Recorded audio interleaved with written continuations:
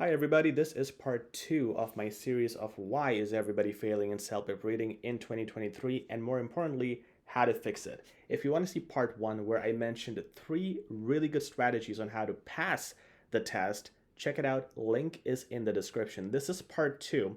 I'm going to discuss 5 more ways you can save yourself from failing reading. I got another email just now and a student said I got 6 in speaking, 7 in writing and listening, and 4 in reading. I mean, it's an everyday story nowadays. So I'm gonna tell you again the major ways how you can prevent that from happening.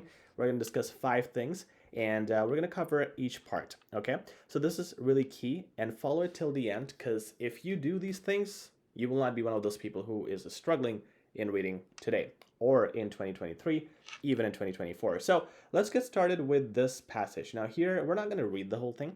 We're going to discuss the strategy. And the first strategy I'm going to tell you is at the end of your letter in part 1, at the end of your article in part 4, at the end of all the passages or pictures, you want to have 2 questions at a time that you look at when it comes to multiple choice questions.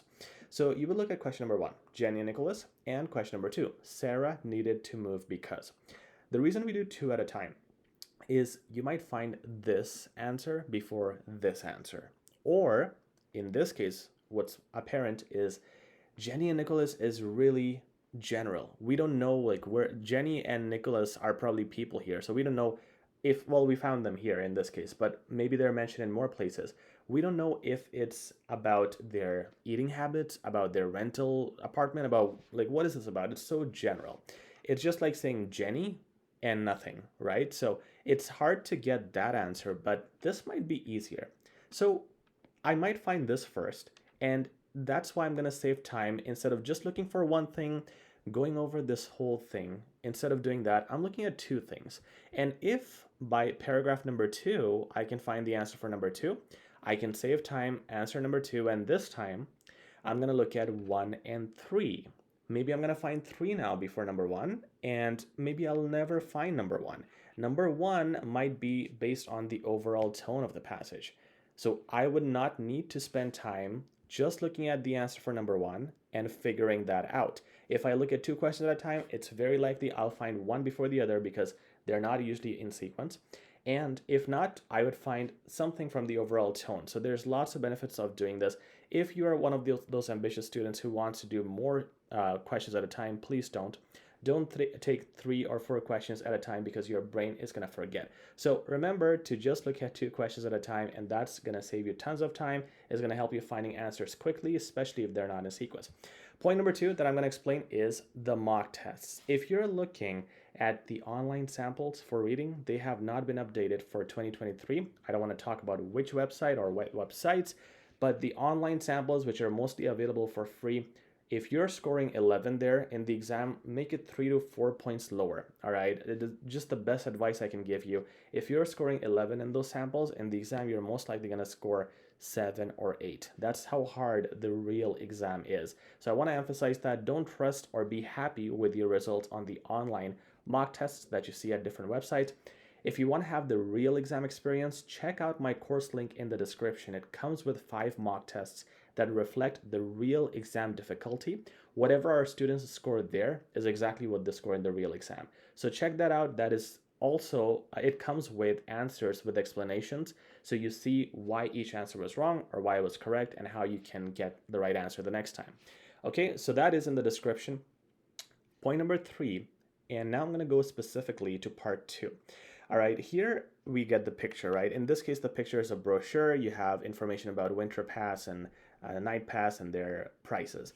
So what we would do is, of course, go down here. This is the first letter where we have question number 1, and then we have question number 2, and we answer these questions. And we have covered that in other videos, how to answer these. I'm going to talk about, again, I'm trying to talk about things where people are really losing marks and taking them lightly. People are losing marks here. Okay, 6, 7, 8, or the questions that come after this initial passage in part 2. So guys, this one usually asks about the relationship between Jerry and Leslie, for example, the people who are talking to each other, talking about the picture, right? So in this case, here's what I want to show you. Look at this sentence. I meant to talk to you, Let me zoom this in, move myself here. All right, I meant to talk to you before I left my office, but my meeting with management went longer than expected. Okay, so she's talking about how their office arrangement is. And look at the first question. Leslie is Jerry's co-worker, most likely. They're talking about an office setting.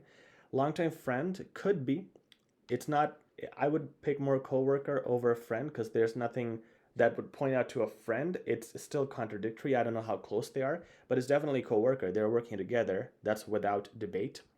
A manager, no, she had a meeting with management. It doesn't mean that she's the manager. Most likely she's an employee, and that's why she's meeting with management.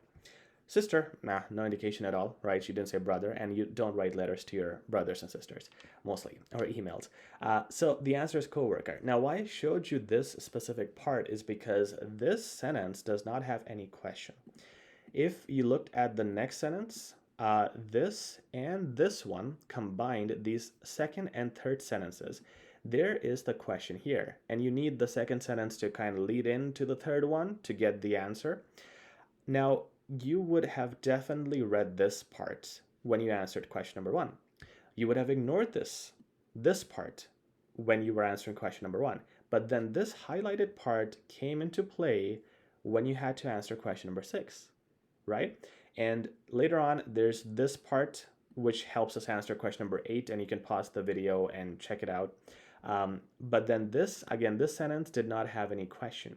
So what happens in part 2, where a lot of people have a mistake or they don't realize, is the parts that you don't read in the letter, in the initial reading, when you're getting the answers for these questions, those parts will help you answer these questions. Okay? That's where you can get those answers quickly. So it's a key strategy, it's a secret, and you can tell it to everybody. It's that kind of secret, but that's really going to help you in part 2, especially in those ending questions. You can also do them faster knowing the strategy. All right, tip number 4. When we are in part 3, look at all these questions. These are matching questions, right? 1 to 9. You don't want to read one question at a time. And most people, what they do is they read one question and then they read all paragraphs and match it. Second question, this is such a bad strategy. You should look at all questions. You will never be able to memorize them. I'm not saying you have to memorize them, but look at the keywords. You can definitely memorize and remember the essence of keywords. So you would look at park visitation dependent upon the approval from Aboriginal nations. Aboriginal and approval are keywords. And then there's something about commercial activities, keywords. Then there's a natural reserve, something negative, keyword. All right, so keywords might be found right away, or the similar words. If it's not the word negatively that we saw, maybe it's detrimental, maybe it's harmful, maybe it's bad. Okay, if I find any of these words, I'm gonna go back quickly and match that. All right, so first you have to look at all questions in part 3. Go to each paragraph one at a time. I'm going to look at paragraph A, match it with 1, 2, 3, whatever questions I get, then paragraph B, and so on. While reading the paragraphs, I will know that this keyword was answered there. This is the sentence that answers that keyword. So you will be able to quickly match because these will be familiar to you, and you will see that once you apply this, you will see how easy reading will become. All right, when we go to part 4, this is strategy number 5. And this is the hardest part of reading part 4. You want to put yourself in the debate. Pick a side. All right. This is usually a viewpoint, a debate, an argument, two people fighting. I'm sure you can agree with one of them. All right. It could be climate change is a hoax, or climate change is the biggest threat. You might think it's a hoax, and you can then side with that person if you want to think that way. And if you read their arguments, you would feel like, yeah, this is exactly what I feel. You would feel part of the debate. And if you do, that interest will help you answer these questions. Not only is it because you'll be more invested, your mind will be more focused, but a lot of these questions are asking about tone. Why did these people disagree? Look at this. Why did he disagree? Why is this person hesitant to endorse Barrow's new philosophy?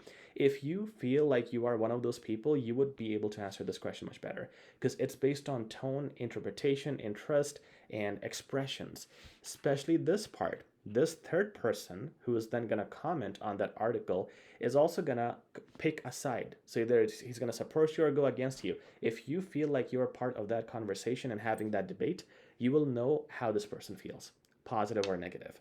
Okay, so put yourself in that position. And by using these 5 strategies, you will not be one of those people who is failing in 2023, because a lot of people are failing in reading. And if you need more help, please subscribe, like, and share. We're going to be uploading more content on CELPIP reading, more tests as well. If you want to find free material, go to our blog. Link is in the description. If you want to find the paid course, link is in the description. And the other video, part 1, that I made for the 3 major pitfalls of reading, that is also in the description. So check it out, and we'll talk soon.